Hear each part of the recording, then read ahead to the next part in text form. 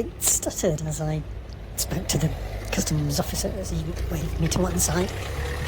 Always it's, where have you been? In France, jumping off at Dover doesn't really work for what they mean. Chamonix this time. Usually it's Chambéry. And strangely, for the first time in like a dozen times, I wasn't checked going through British customs.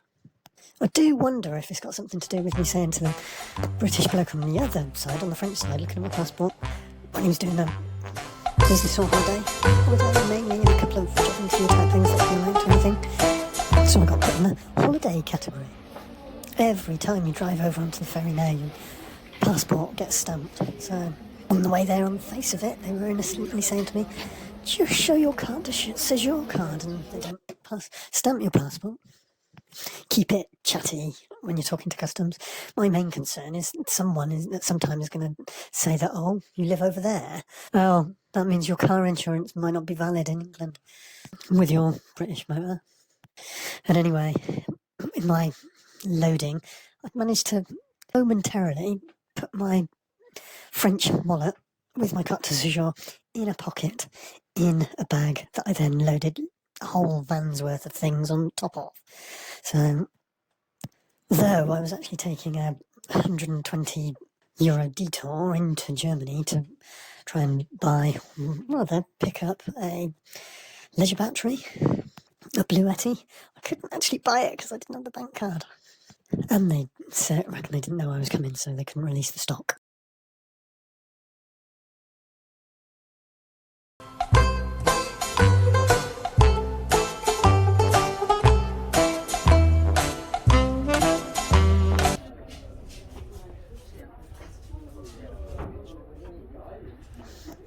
Now, stock is really the subject here. There's a second-hand shop, I suppose you'd say, vêtements, clothing, in a little setback from the main street of Chamonix. There's this second-hand shop with all the big designers, all slotted into the racks, cheap by jowl, at halfway reasonable prices at the start of the season. Later in the season, I think their stock tends to thin out and the prices go up. They take a lot of donations, whether those donations do come straight to them, but there is a charity shop in a remote location in Chamonix, and I think they go routinely and have their inside person and get a lot of their stock from the Emmaus. You can search and find it, but it's not actually an Emmaus.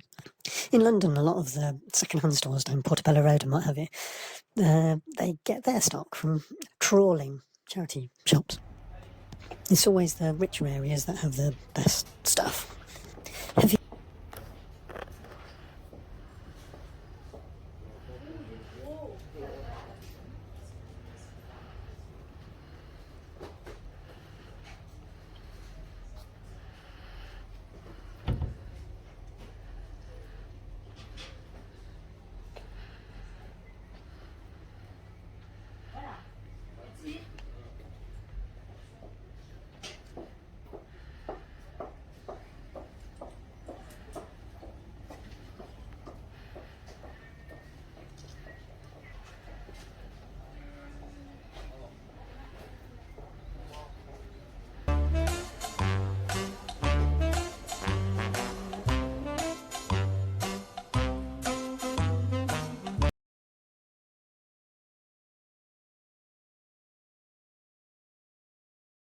Snowfall over my mountain road shortcut to work for the week.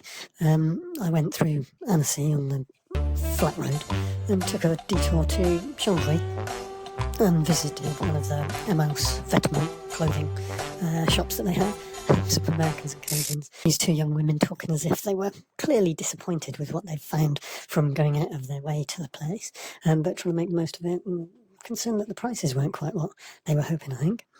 And then I went to the big one near Frontenac in Chambly. Now, I was going because a neighbour had told me they quite often have a stock of rustic cut wood boards, waney edged. They didn't have them that day, but they did have a lot of building products, I suppose you'd call loads and loads of tiling, like good quality marble tiles, an excellent selection of armoires, wardrobes, and everything under the sun when it comes to bric-a-brac. I think you have to get there quite early in the morning. There was a huge crowd, really, and quite a few British leaving as I was arriving. That crowd gets all the best stock first thing, I think. A bit like January sales, because there's an awful lot of awful clothes, all that's left later on. Emos are always...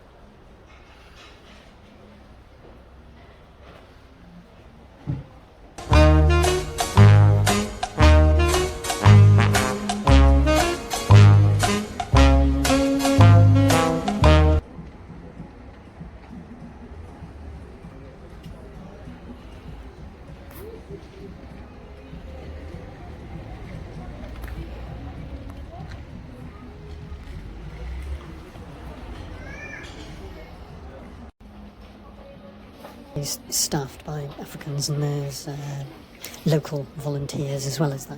But the local volunteers very much take the instruction from the permanent Africans, but then the local staff are the more trusted when it comes to money and things. They deal with all the money.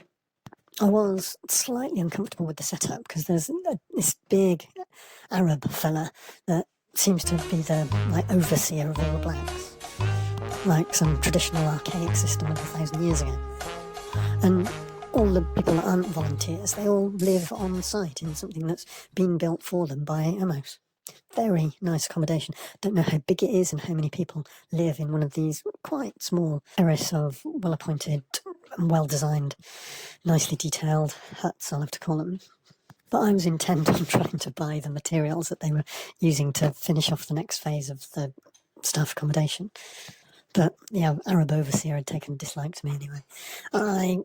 He sent me off with this chap that didn't really speak English, but he was ordering me to be speaking English with his colleague. I had a pleasant chat, saying as we're walking away, I think it is difficult for you, but let's make you look good in front of your boss, okay? And he was all smiles. But the big Emos in a decent-sized town, it's a very different experience to British charity shops, which tend to specialise. You never get the building materials like you do. You get separate furniture shops, you get separate clothing shops, you get bric-a-brac, but you never get the building materials, which we need this in Britain. Reuse, recycle, repurpose, whatever it is. Please like and subscribe.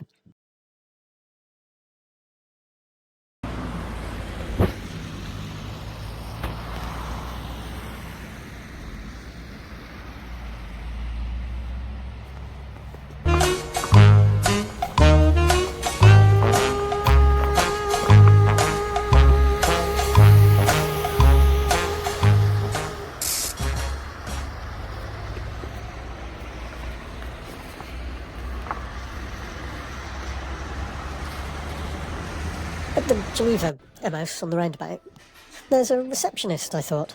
I went up the stairs. Well, till I came back down. I had to look round downstairs. The African guy who I thought was a receptionist welcoming me, absent-mindedly greeted back without really looking. He's there talking to himself all day long, I suspect. But it's not constant. It seems to be sort of stimulated by people walking in. But it does give you a little bit of a dimension on what's being done there. Is it the journey or his stimulus to make the journey in the first place? I just go there looking for a cheap pair of jeans, and I get upset or offended when there's a old gent sort of trying it on with one of them, and the female workers seem to accept it as an opportunity. But perhaps the receptionist is an opportunity for the ladies. He was a handsome guy, and obviously, if so customer-facing, he's going to be malleable.